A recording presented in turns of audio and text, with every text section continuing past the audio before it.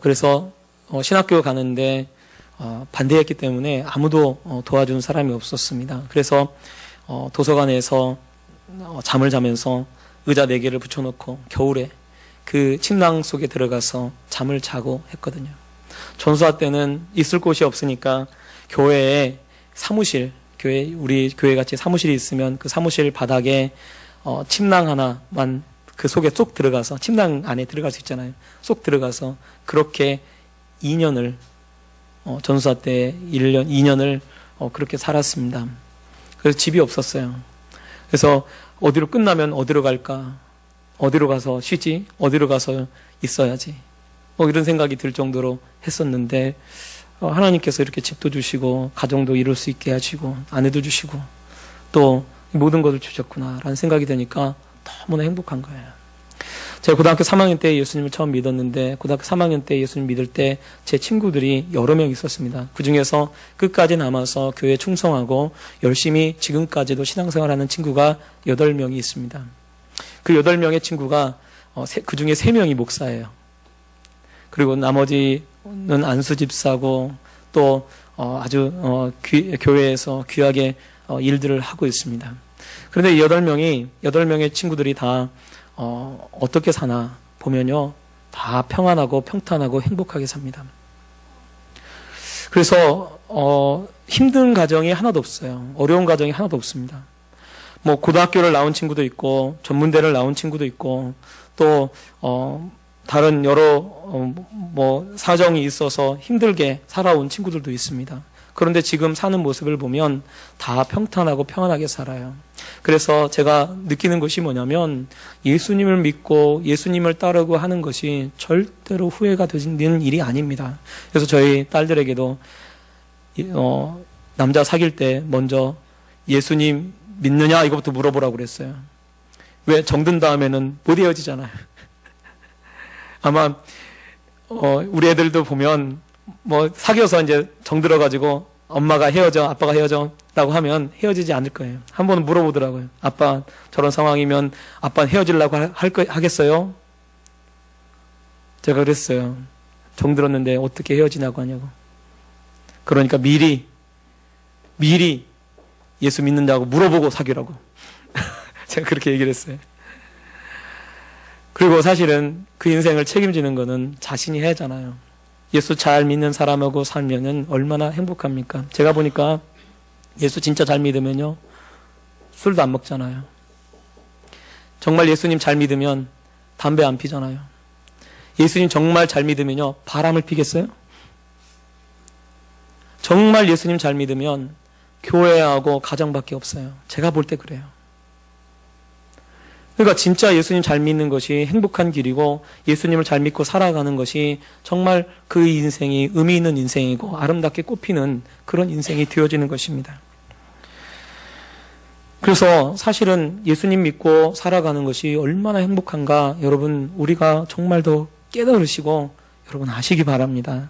오늘 이 말씀을 보면 예수님이 없었을 때 제자들이 아무것도 얻지 못했습니다. 그런데 특별히 요한복음 21장은 베드로에게 집중해서 베드로의 이야기를 통해서 우리에게 던지는 메시지가 있습니다. 여러분 이 메시지를 통해서 하나님이 무엇을 원하시는지 말씀을 통해서 깨닫는 시간이 되기 바랍니다. 오늘 말씀을 보면 제자들이 아무것도 잡지 못했습니다. 그래서 밤새도록 아무것도 잡지 못했을 때 예수님께서 오른편에 던져라 라고 했을 때 많은 물고기가 잡혔어요. 그랬더니 주님이시다라고 하는 요한이 주님이시다라고 하니까 베드로가 벗고 있다가 주님이라는 말을 듣고 겉옷을 두른 후에 바다로 뛰어내립니다. 전 여기서 요한이 왜 베드로의 모습을 벗고 있다가라고 하는 표현을 썼을까라고 해서 오늘 제가 제목을 벗고 있다가 그랬어요. 왜 벗고 있을까? 물론 물고기를 잡아야 되니까 벗고 있었겠다라는 생각이 들어요.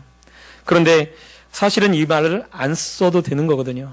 그런데 벗고 있다가라고 하는 표현이 마치 베드로의 모습이 벗고 있는 모습과 같아요.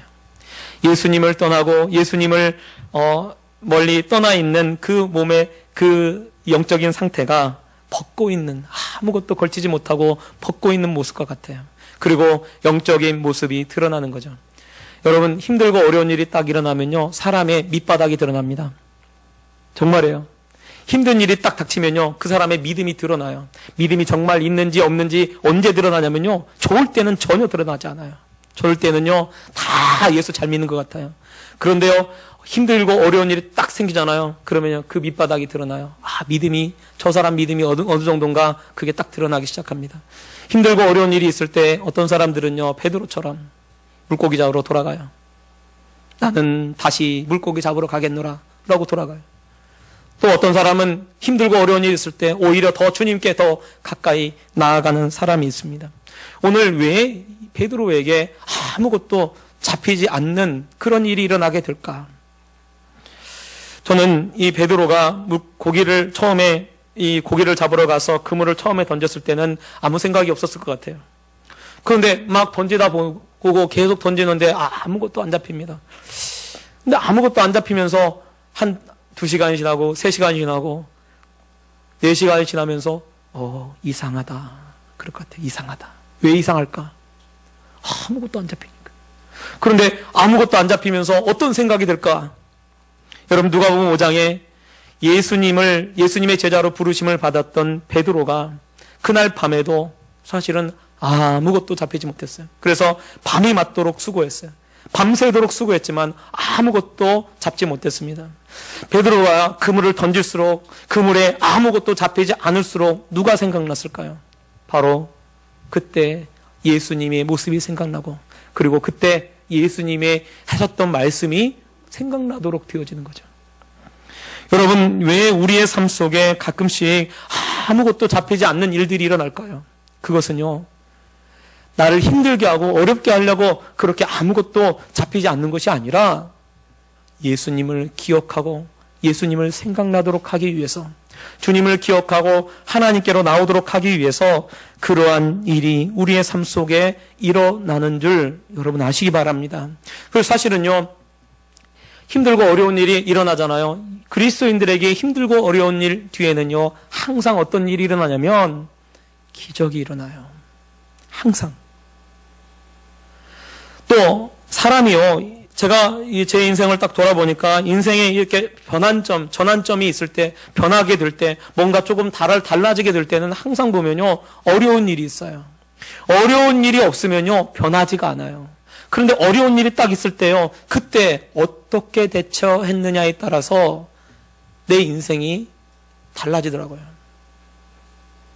작년에 저희 교회에 한 가정이 떠났습니다. 8월 달에, 8월 마지막 주에 한 가정이 떠났어요. 다른 교회로. 근처에 다른 교회로 갔어요. 가면서 갑자기 전화해가지고, 목사님, 저 그만 다니겠습니다. 이러고 전화를 뚝 끊으셨어요. 제가 어떻게 말할 수도 없이 그냥 그렇게 툭 끊으셨어요.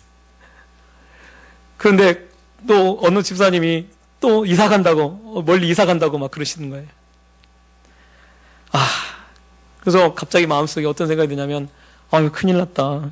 하나님 왜 그러시나. 왜냐하면 저희 교회에 이사 가서 떠난 적은 있어도 교회 다니시다가 떠나신 분은 한 분도 없거든요. 한 명 제가 아직까지 못 봤었거든요. 그런데 내가 뭘 또 잘못했나, 또 뭘 우리 교회가 수용하지 못했을까, 막 이런 고민이 돼가지고 안 되겠다, 기도하자. 하나님 날 부르시나 보다 생각이 들어서 9월 달 작정을 하고 기도했어요.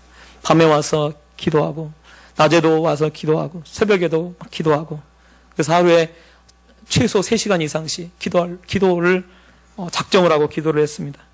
그리고 하나님 좀 도와달라고 막 기도하고. 그런데 10월 달에 작정 기도가 다 끝나고 바로 그 주에, 토요일 날까지 딱 기도하고 그 주에 하나님께서 부부를 등록시켜 주셨어요. 그리고 거기서 끝나는 것이 아니라 그 달에 몇 가정이 하나님이 등록하도록 또 오도록 그렇게 하시더라고요. 그래서 보니까 그때 이후로 우리 교회가 조금 더 바뀌었어요. 조금 더 달라졌습니다. 힘들고 어려운 일이 있을 때 보통 사람들은요, 그냥 넘어지거나 혹은 그 문제에 휩쓸려 다닙니다. 전에 있던 교회에 제가 부목사였던 교회에 한 권사님, 저랑 같이 짝이 되어서 신방했던 권사님이 있어요. 근데 그 권사님이요, 싸움 대장이야. 권사님인데 얼마나 잘 싸우시는지 몰라요. 그리고 힘이 센 건 아니고 이렇게 말을 아주 그냥 굉장히 세게 하셔요, 말을. 예. 그래서 한 번은 이제 처음에 이제 저 교회 왔는데 어떤 권사님이 이 금요기도회에 왔어요. 금요기도회에 딱 와가지고 이 금요기도회가 그 당시에는 이렇게 저희 교회 그때 부목사였던 교회가 이렇게 방석을 깔고 앉아서 하는 그런 기도회였어요.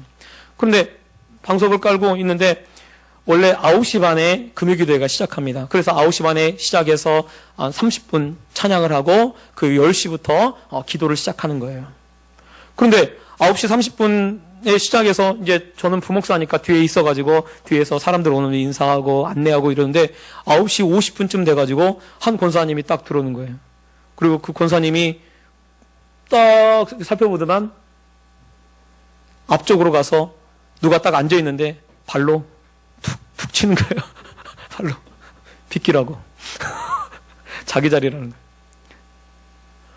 그런데 또 옆에 그 발로 툭툭 치니까 또 그 사람이 또 옆으로 가요. 사실은 9시 30분에 와서 자기 자리에 그분 앉아서 찬양했던 사람이고, 그럼 늦게 와야 하잖아요. 늦게 오면은 뒤에 앉아야 하잖아요. 근데 뒤에 앉지 않고 그 앞에 와서 툭툭 치고 비키라고 하고 거기 딱 앉는 거예요. 그래서 제가 지켜봤어요. 매번 그렇게 해요. 매번 그렇게 하는데 또 그렇게 어떤 분은 이렇게 기분 나빠가지고 쳐다보는데 더 세잖아요, 이분이. 뭘 쳐다봐. 비켜. 내 자리야. 그리고 거기 또 앉는 거예요. 이제 그분하고 같이 짝이 돼가지고 전도를 했습니다. 근데 그분이 제가 보면 그분을 왜 하나님이 어떻게 저분을 이렇게 쓰실까, 사용하실까라고 보니까 그분이 잘하는 게 딱 하나 있더라고요. 그게 뭐냐면요, 집안에 무슨 문제가 있거나 어려운 일이 딱 생기잖아요. 그러면요, 교회에 와서 철야를 합니다. 근데 혼자 안 와요. 그 주변에 있는 사람들 다 데리고 와요. 혼자 절대 기도 안 합니다. 혼자는 안 해요. 다 데리고 와서 한 6명, 7명 데리고 와가지고 같이 기도하는 거예요. 그리고 내 기도 위해서, 내 문제 위해서 기도해달라고. 그렇게 하더라고요. 근데 참 신기하게 그렇게 와서 기도하면요, 문제가 다 해결돼요. 기적이 일어나요. 하나님이 저 모습을 보고 쓰시는구나. 그 생각이 탁 드는 거예요.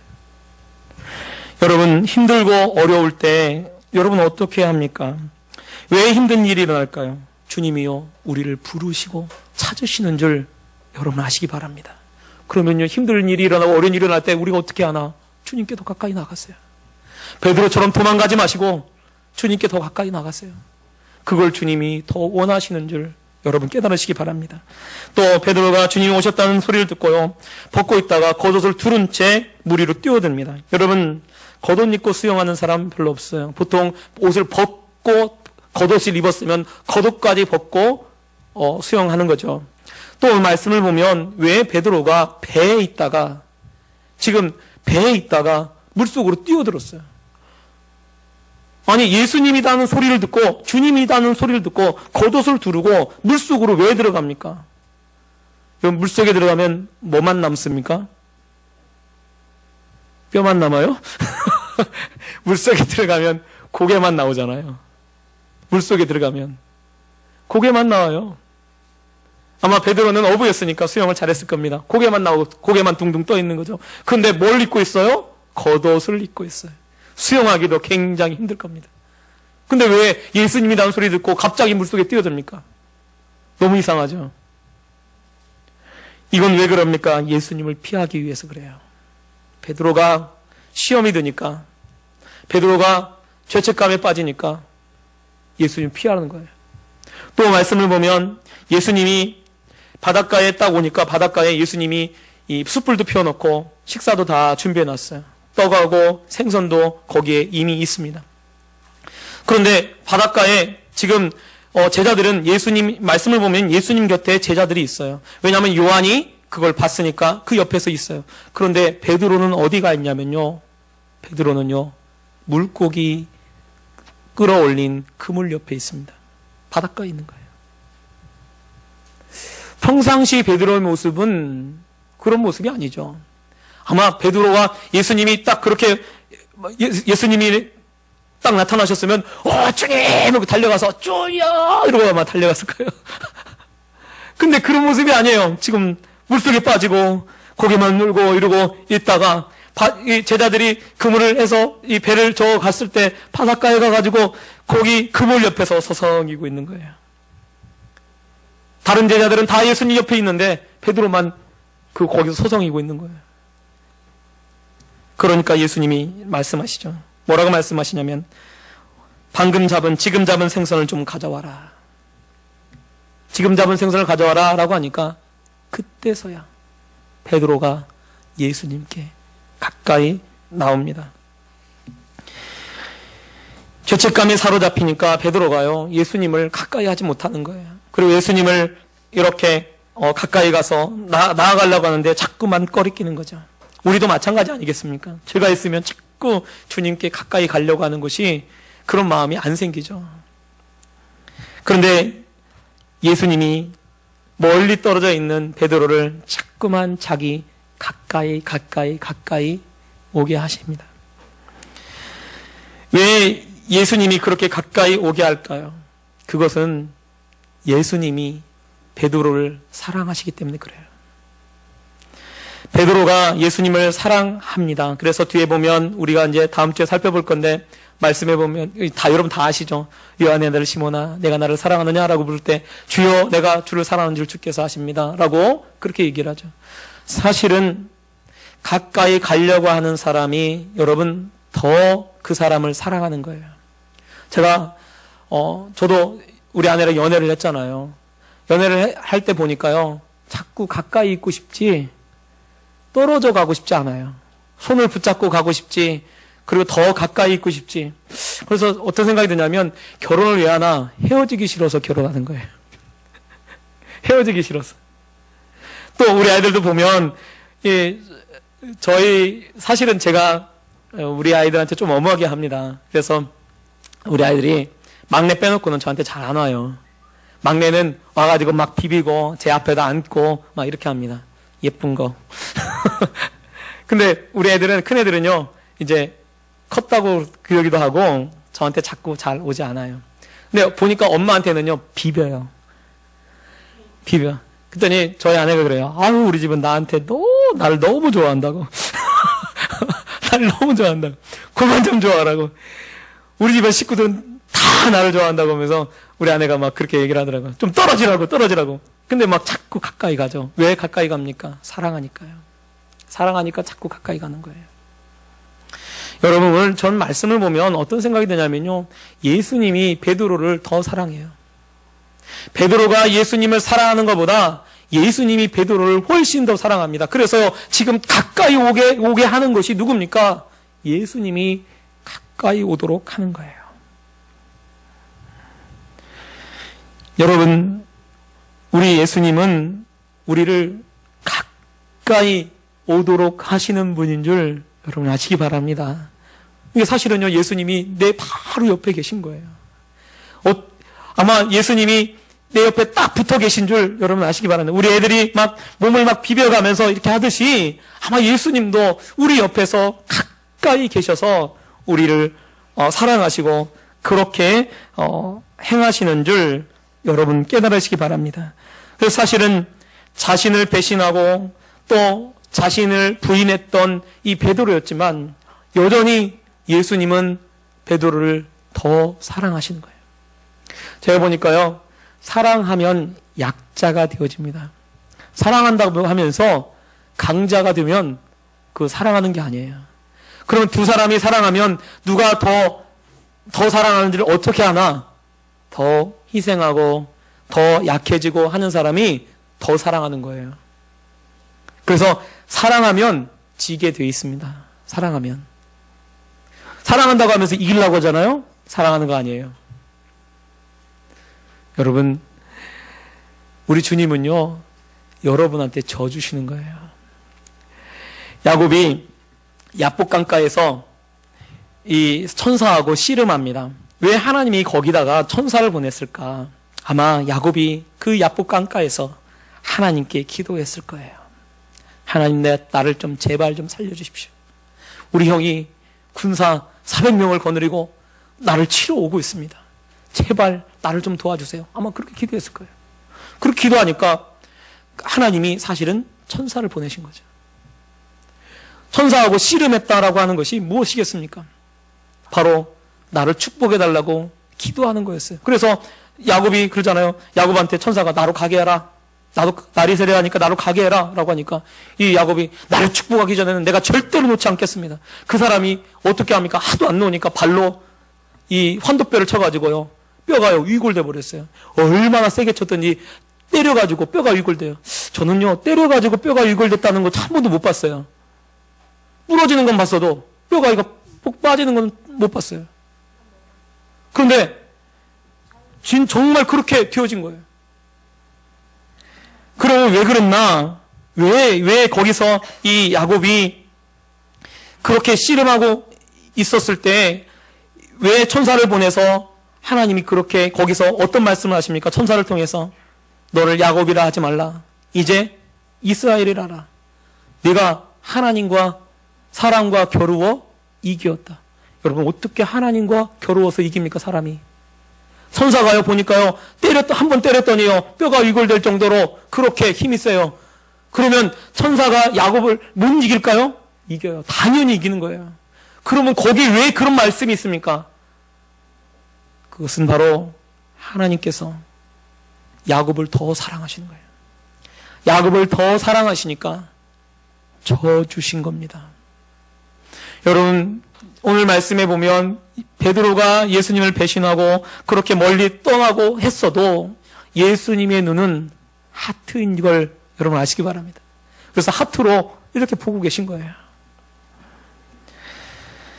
주님께 더 가까이 가는 것을 우리 주님이 더 원하시는 거예요. 죄가 있다고 여러분 자꾸 멀리하지 마시고 오히려 죄가 있고 문제가 있으면 더 주님께 더 가까이 나오시기 바랍니다. 또 오늘 말씀을 보면 제자들이요, 배를 육지에 댔더니 이미 숯불이 피워졌어요. 떡과 그리고 거기에 생선이 그곳에 이미 다 준비되어 있습니다. 그런데 말씀을 보면 이렇게 되어 있어요. 13절, 우리 13절 말씀을 우리 한번 같이 읽겠습니다. 13절 시작. 예수께서 가셔서 떡을 가져다가 그들에게 주시고 생선도 그와 같이 하시니라. 아멘. 이 말씀을 보면 여러분, 이 말씀에서 좀 이상한 게 하나 느껴지지 않습니까? 그게 뭐냐면 예수님이 가셔서 예수님이 떡을 가져오시고 또 예수님이 가셔서 생선도 나눠주는 거예요. 여러분, 보통 스승과 제자가 있으면 누가 가져갑니까? 빵을 누가 가지러 가요? 제자가 가져가요. 제자들이 가져가는 게 맞아요. 제자들은 지금 몇 명이에요? 지금 지난주에 말씀드린 8명이나 있어요, 지금. 베드로 포함해서. 8명이나 되는 사람 중에 어느 누구도 움직이지 않아요. 그리고 누가 움직여요? 예수님이, 야, 앉아라. 그래, 앉아있어라. 그리고 와서 예수님이, 떡을 가져다가 주시고, 그 다음에 또 생선도 가져다가 이렇게 주시는 거예요. 예수님이. 좀 이상하지 않아요? 보통 우리가 생각할 때 예수님이 최후의 만찬 때 예수님이 떡을 떼어 나눠주시고 그리고 발을 씻겨주시고 이렇게 했어요. 그러면 우리가 생각할 때 그때만 그런 게 아니에요. 이것은 무엇이냐면 3년 동안 예수님을 따라다니면서 그들에게 밥을 먹이시고 입히시고 이렇게 해주시는 것이 누구냐면 예수님이 그렇게 하셨던 거예요. 그러니까 제자들이 이 일에 대해서 아우 예수님 그러지 마십시오 라고 하는 적이 없습니다. 제가 목사기 때문에요, 신방을 가거나 혹은 그렇게 가면요, 저는요 가만히 앉아있으라고 그래요. 목사님 커피 좀 타오세요. 제가 이렇게 하는 거 한 번도 못 봤어요. 고개를 제가 처음에 우리 교회에서도 그렇지만은 부목사에서 그 교회에 가서 이 권사님들하고 같이 이제 식사를 하는데 고기를 구워 먹으러 갔어요. 그래서 고기를 하는데 제가 보니까 너무 이렇게 잘 못하셔, 내가 보니까. 줘보세요. 제가 또 잘 굽니다. 잘 구워서, 왜냐면 저한테 맞게 또 구거든요. 근데 권사님들은 좀 이렇게 보니까 이렇게 좀 완전히 안 구워지게 이렇게 해서 빨리빨리 먹더라고요. 아, 안 되겠다. 뺏어가지고 제가 막 구웠어요. 목사님, 제가 할게요. 아니, 내가 고기를 더 잘 구워요. 이러고 제가 막 구웠어요. 한 번 그렇게 했어요. 두 번째 가서 그렇게 했어요. 세 번째 가니까, 목사님 여기요. 딱 주시더라고요. 저보고 구라고. 목사님 잘 보신다고. 그래서 보니까 그와 똑같은 거예요. 지금 사실은 항상 예수님이 어떻게 하는 거예요? 이렇게 구워주시고, 예를 들어서 떡을 가져다 주시고 생선도 가져다 주시고 했던 거예요. 이것은 무엇을 보여주냐면 베드로가 예수님을 3번이나 부인했어요. 예수님을 3번이나 부인하고 예수님을 떠나서 지금 물고기 잡으러 지금 갈릴리까지 갔어요. 그런 그 베드로에게 배신하기 전에 3번 부인하기 전에 했던 그대로, 그전 그 모습 그대로 예수님이 여전히 베드로와 그 제자들을 사랑하고 계시다는 것을 보여주고 있어요. 여러분, 하나님은 항상 그 자리에 계시는 겁니다. 하나님이 움직이고 하나님이 떠나시지 않아요. 하나님은 항상 그 자리에 계시고, 누가 떠나냐면 우리가 떠나는 거예요. 우리가 잘못해서 우리가 멀리 떠나가는 것입니다. 하나님의 사랑은요, 변하지 않아요. 내가 죄를 짓든지 짓지 않든지, 여러분, 하나님의 사랑은 변하지 않습니다. 제가 자녀를 키워보니까 우리 자녀가 잘못할 때도 있죠. 잘못할 때도 있어요. 그러면 잘못한다고 해서 사랑하지 않는 것은 아닙니다. 그 사랑은요, 변하지 않아요. 부모님의 사랑은. 또 자녀가 아무리 부모님을 사랑하고 사랑한다고 해도 부모님이 자녀를 사랑하는 마음은 더 큽니다. 이건 여러분 다 아시잖아요. 이사야서 49장 15절에 하나님께서 이렇게 말씀하셔요. 여인이 어찌 그 젖 먹는 자식을 잊겠으며 자기 태에서 난 아들을 긍휼히 여기지 않겠느냐. 그들은 혹시 잊을지라도 나는 너를 잊지 아니할 것이라. 즉 그 말은 무슨 말입니까? 사람도 자기의 자식을 잊지 않는다는 거예요. 그만큼 그 말은 사람도 자기의 자녀를 사랑한다는 거예요. 그 사랑이 끊어질 수 있겠느냐? 아니라는 거죠. 그런데 사람이 그 자녀를 사랑하지 않을지라도 나는 너희를 잊지 않겠다. 그 말은 하나님의 사랑은 부모가 자녀를 사랑하는 것보다 더 크다라고 말씀하고 계신 거예요. 여러분, 여인이 가장 행복할 때가 언제나, 아니 사람이 가장 행복할 때가 언제일까요? 그것은요, 사랑받을 때예요. 내가 사랑받고 있다라는 것을 느낄 때, 그때가 가장 행복한 겁니다. 여러분, 우리 하나님께서 우리를 그렇게 사랑하고 계신 줄 여러분 아시기 바랍니다. 내가 죄를 짓고 내가 멀리 주님을 떠나고 그리고 주님을 모른다고 부인하고 멀리 갔다 할지라도 여전히 우리 예수님은 우리를 사랑하시고 여전히 변함없이 그 자리에 서 계셔서 우리를 섬기고 우리를 돌보고 있다는 것을 여러분 깨달으시기 바랍니다. 우리 찬양 하나 부르겠습니다. 내가 처음 주를 만났을 때.